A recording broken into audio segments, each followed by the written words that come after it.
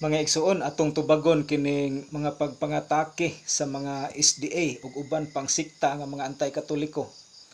Kay matud pa nila, ang mga pari kuno iya sa yawa kay nagpatawag og father o amahan. Ilang gigamit ang Mateo 23 bersikulo 9 aron sa pag-atake sa Katoliko. Apan kun atong uyunan kining sayop nila nga pagsabot, mugawas nga si San Pablo iya pud ay sa yawa. Kay si San Pablo, usa man ka pare, Roma 15:16, miingon siya, nag-alagad ako ingon nga pare aron sa pagwali sa maayong balita nga gikan sa Dios. O sa unang Korinto 4 bersikulo 15, si San Pablo nagpatawag usab og amahan.